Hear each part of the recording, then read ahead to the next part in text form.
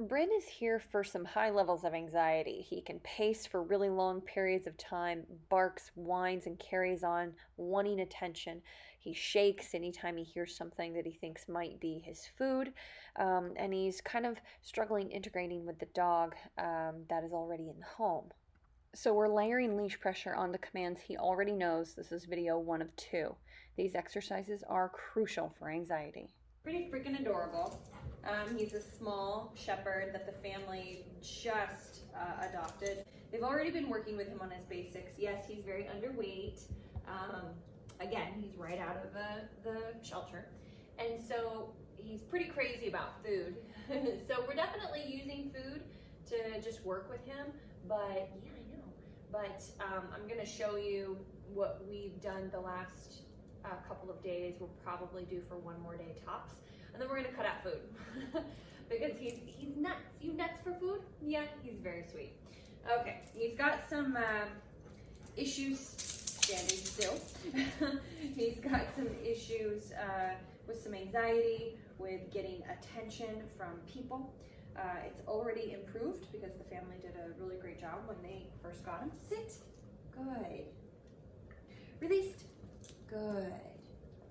And so I'm super happy to see that potential. Place, sit, down, good. Released. So everything is pretty fast paced at first. You could kind of call this a warm up. Bryn, place, good. Down. Uh-oh, you dropped it. You're so enthusiastic, you dropped it somewhere. Good. Released, good. Place, uh-oh. Sit down, good. Good. Place. See, no real leash corrections or heavy guidance yet. Released. We'll do that in just a minute. Just a bit of a warm up. Place. Good. Down. Good. Released. Good. Anything that when you start being firm with your dog with leash and that hasn't been done before with them, place. You want to make sure you've set it up and you're ready. Especially if you're not a trainer and you're kind of new, you want it to be valuable. Released. Good. Place. Good. Down. Good. No. So a little bit of spatial pressure, move it into him. So that was a little pop. I just kind of wanted to see how he did with it. He really didn't care. He's really just focused on the food. See that? Good, break, or excuse me, released. His release word's a little different. All right, so this is definitely what I would call a bit of an unhealthy focus with food, which is something that the owners mentioned their concerns to us about as well.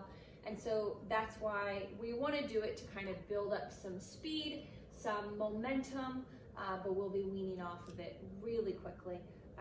He obviously loves to work for food, but there's this desire, a bit of this primal desire that he must have food, and it comes from obviously being starved. Yeah, maybe you're on the street for a long time. Place, there's another dog that's in the home. We have to make sure that his attitude with food is under control. It may not change. Okay, we'll talk about that in just a second. His attitude with food may not change. He may still just feel ravenous a lot of the times. Place, good, sit down. But we need it to just be under control. Okay, so let me talk about the guidance right there. He seemed confused by. I don't know, you guys might have caught that on the front of the camera. I wasn't in a good position to properly work him through it. So dogs, you guys gotta know that leashes don't come naturally to dogs at all. You have to teach them what pressure means. Otherwise, most of them will just do what's called opposition reflex and just push through the pressure. They kind of sometimes get to where they're going by doing that, and so that's how they learn to deal with it. So they don't understand what to do with pressure. So what we like to do, we can't always do this, but what we like to do is when a dog already knows their basic obedience, like he does, they had already worked with him before he got here, is then we start to layer pressure on top of what the dog is already doing, okay? Now, so the reason I did that, I did a body block as well as a pop, is because he's pushing Not to be affectionate, even though he is a sweet dog, but to get to the food. All right, so let me just show you what I mean. Good boy. Yeah, so sit would be pressure up, good. Then I would release pressure and give food. And then down is the same thing, good. Down, good. So see how I use the food lure on top of the pressure? So he barely notices the pressure. Good. I could reset him, or yeah, he'll do sit, so I can just do it that way. Down, good. So if I do that a few times, I'll have to say most dogs need to be reset. They need to be like released. Good. Place. Good. Sit. Good. Down. Good. Most dogs need that release to go back into a sit, but I think he'll do it regardless, just to follow food. So pressure, sit. Good. Pressure off. Down. Good. So what I'm going to strategically start doing, because obviously he's doing great if I layer pressure on top of what I'm already doing. So let's make it a little bit harder. I'm going to add the pressure a half a second to a second before I actually say the command and do the hand motion. So he feels pressure and he's like, what am I supposed to do with this?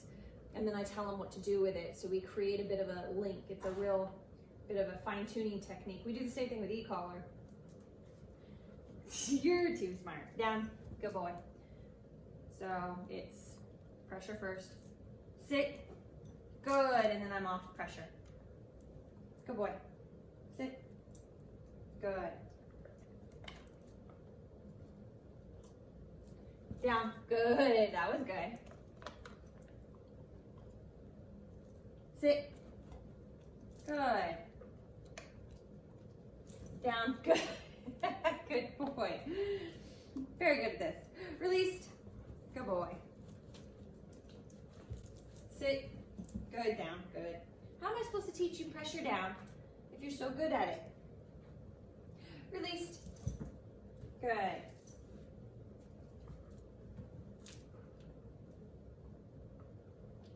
Down. Good. So that's even harder. I don't bend down to point. I do pressure with my foot and then I bend down. So that's even harder. That's just kind of another layer of difficulty. Release. Place. Down. Good job. Anyway, guys, hopefully this gives you an idea of the beginning steps. Here, maybe I can get them to here. Nope, you're just too good. Just too good. Gives you an idea of the beginning steps we work on with the dogs.